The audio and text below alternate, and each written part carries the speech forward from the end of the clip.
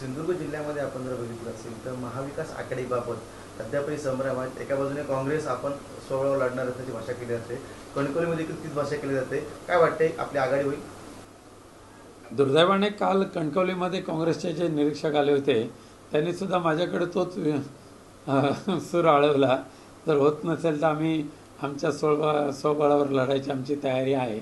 असं आहे की ज्यांना निवडणूक लढवायची इच्छा आहे त्यांना काय आम्ही थांबवू शकत नाही, पण आमचा प्रामाणिक प्रयत्न राहील की महाविकास आघाडीने एकत्रित येऊन लढवले तर अधिक चांगलं आहे। सध्या जिल्ह्यामध्ये ज्या पद्धतीने राजकीय स्वैराचार चालू आहे, हैदोस घातला जातोय सध्याच्या राज्यकर्त्यांकडून, दारू अड्डे चालवले जातात, गोवा बनावटीची दारू गावागावामध्ये दुकानं उभी राहिलेली आहेत अगदी काळोखातली, आणि सगळेच भ्रष्टाचारी मार्गाने पैसे कमवण्याचे जे धंदे चालू झालेले आहेत त्यामुळे त्याचा फटका सर्वसामान्य लोकांना बसतोय।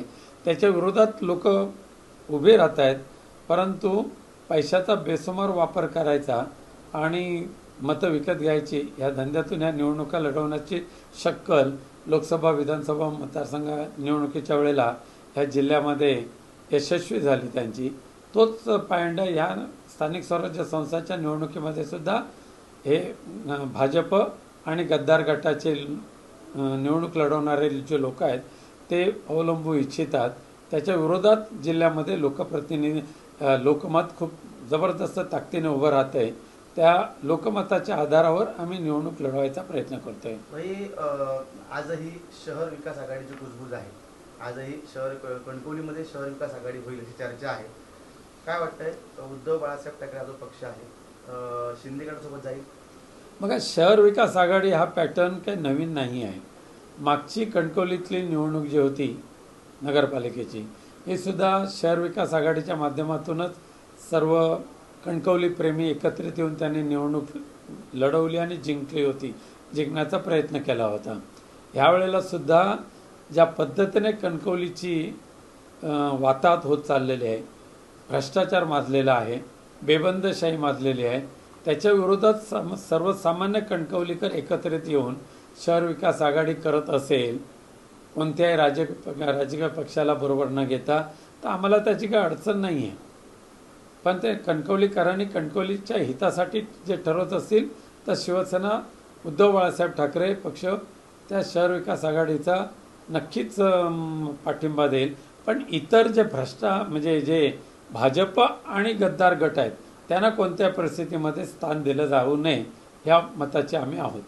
काही संभ्रमाची वक्तव्य अशी समोर येतात, संभ्रम आहे, विसंवाद आहेत, एकमेकाच्या उरावर तुटून पडले आहेत। त्यामुळे नारायण राणे रवींद्र चव्हाणला संपवायला निघालेले आहेत, रवींद्र चव्हाण शिंदे गटाला संपवायला निघालेले आहेत, नितेश राणे पालकमंत्री आमदार निलेश राणेंना संपवायला निघालेले आहेत, आणि निलेश राणे नितेश राणेंच्या उरावर बसलेले आहेत। पण सावंतवाडीमध्ये जे भाजपमध्ये पुन्हा दाखल झालेले विशाल परब यांनी आपल्या शिवसेनेमध्ये आपण ऑफर दिली, काय सांगता? नाही, मी सांगितलेलं आहे की विशाल परबांसारखा एक सुसंस्कृत आणि समाजाभिमुख काम करणारा कार्यकर्ता हा कुठेतरी भरकटला जाऊ नये आणि त्यांचे कुठेतरी राजकीय कुठेतरी अस्त होऊ नये ह्या प्रामाणिक हेतूने एक सिंधुदुर्गातला चांगला माणूस चांगल्या पक्षात आला, चांगल्या विचाराच्या बरोबर आला तर पुढे जाऊ शकतो, हे प्रामाणिक मत आमचं मत आहे। परंतु आजपर्यंत रवींद्र चव्हाणांनी त्यांना आधार दिला, नारायण राणेंनी खूप आव्हान दिलं की कोण विशाल परब, त्याला मी बघून घेईन। असे हे जे काय चाललेलं भाजप, नारायण राणेंनी रवींद्र चव्हाण यांच्यामध्ये चाललेली जी काय कलगीतूर आहे ना, हा या सिंधुदुर्ग जिल्ह्याच्या हितासाठी नव्हे, त्या दोघांच्या स्वार्थासाठी तो चाललेला कलगीतूर आहे।